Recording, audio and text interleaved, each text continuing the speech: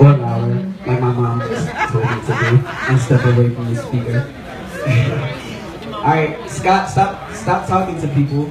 Listen, I need enticement down here while I address the crowd. Come on, guys. Shut up, Scott. I'm not scared of you just because you can fight. Alright, so I just wanted to first start off by thanking everyone that came today. I will never forget every single person that's here today, all of your faces, even the people that I don't know. I really appreciate the fact that you're here.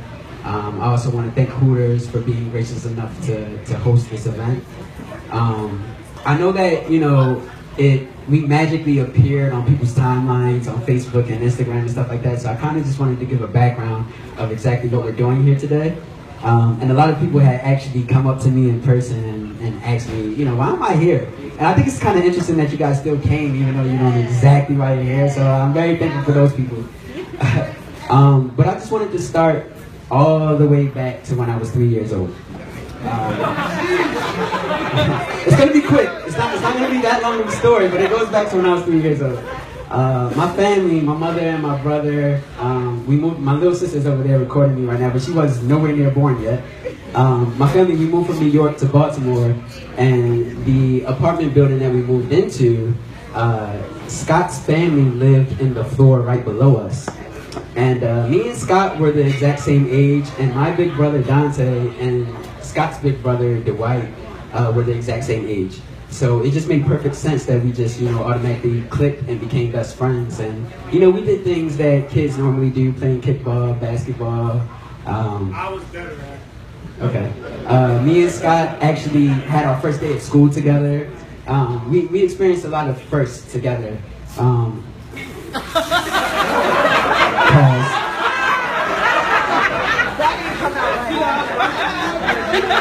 Anyway, there's kids here. Poor choice of words. Anyway, unfortunately, as we were kids, you know, we had to move to different places, and we kind of lost touch with each other. But as fate would have it, my very first day of high school, I'll never forget it. Shout out to Polly. Anyone here from? I like that. Western too. Western too. Okay. Specifically the class of 2007. My first day of high school, my big brother Dante, he was a senior at Poly, and he came running up to my locker and he was like, "Yo, guess who goes here?" And I was like, "Who?" He was like, "Scott." He was like, "Scott who?" He was like, "Scott from McDonald Village." I'm like, "Are you serious?" So he was like, "I know exactly where his locker at right now. I'll take you to him.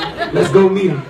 So I'll never forget, we're like walking down the hallway, and Dante stopped dead in his tracks, like in the middle of the floor, and he was like, "I just want to warn you." He turned around and looked at me up and down. He's like, "I just want to warn you, Scott's a lot bigger than you now." Alright, get away from me. He's still bigger than me, even as adults, but, you know, so Dante warned me that Scott's a lot bigger than me, and we met up, and it was like we just never skipped a beat, you know. We just instantly clicked right away and became best friends again.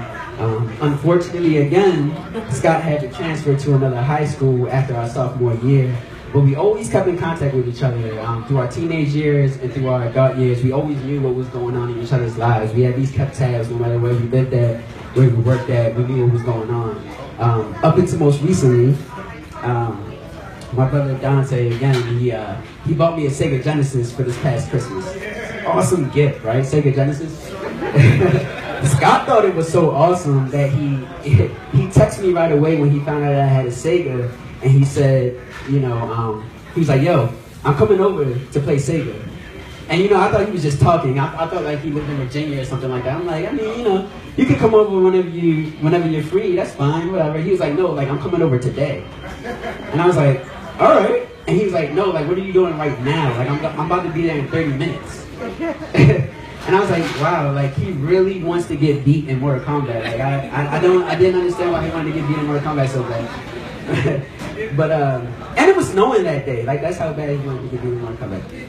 He actually ended up coming over, And you know, while we were playing the game, something came over me to just ask, because of, you know, with my background with like radio and writing and blogging, I just asked him, you know, if you go on professional, is there something I could do for you? Is there some way that I could help?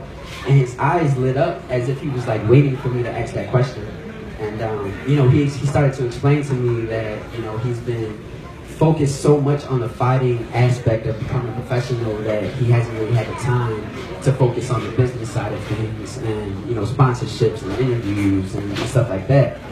So I said, "Oh, Scott," and put my hand on his shoulder. I said, "You came to the right place." No, but it was really just the perfect storm, because you know, clearly he's been blessed with athleticism and the ability to knock someone out in a matter of seconds.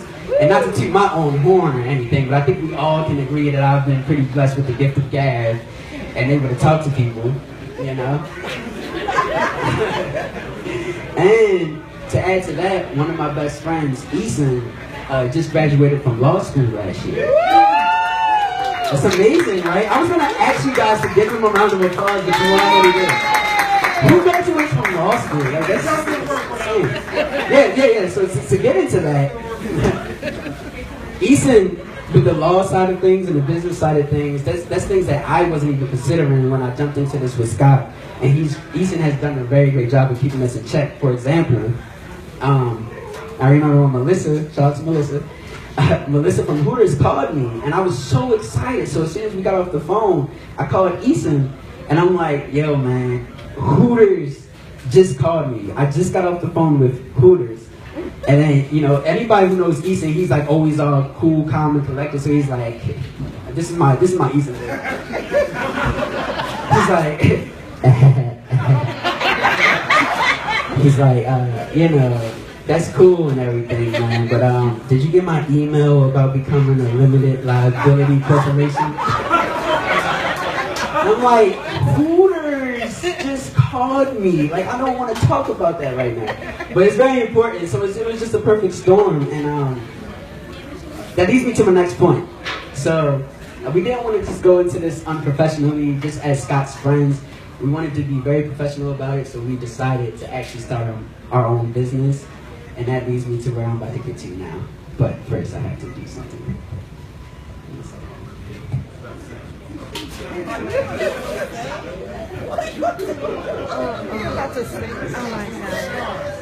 That leads me to Enticement.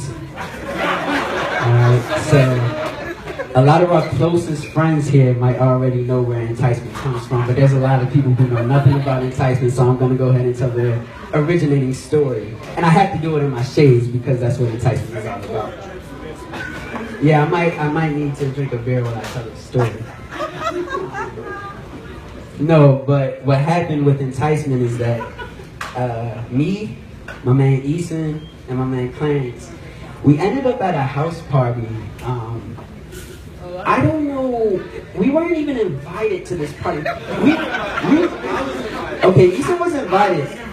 We knew nobody at this party, and we're sitting in the car outside before we go inside. And this was years and years ago. This is childish. We would never go to a house party where we don't know anybody anymore. We're getting pretty old now. This is a very immature decision. But because we were outside this party and we knew no one that was there, we said, you know, let's do a social experiment. You know, what if we walk into this party and tell everyone that we're an R&B group and see if everyone believes us? Like, the worst that could happen is that they tell us that we're lying, and then we'll just say, no, we're not. So before we went in, we said, all right, if we're going to be an R&B group, we're going to have to create a name. And in order to create a name, I really, really like the Temptations. Does anyone like the Temptations? Good, all right. So we Googled synonyms of the word temptation. Wow. And the word enticement just jumped out of our screens. And we were like, you know what? There's been no such thing as a group called Enticement, and Enticement just sounds like some sexy R&B group. So let's just go with Enticement. So we all agreed upon that. We even came up with our own personal stage names. My name being Ramon with an accent over the O. You have to put an accent over the O. Eason's was Charles, and Clarence was Lito. So we go into this party and we're telling everybody that we're some R&B group called Enticement, and there were literally people that were actually believing us. Granted, there were a few people who asked us to sing in order to prove ourselves, but we were like, man, we're just here to party. Ain't nobody, you know, are you paying us? There's music playing, you know, how are we supposed to sing over the loud music? No, but it just became so hilarious to us when we left from that party that there were people who really actually believed the fact that we were an R&B group. There really were, I promise.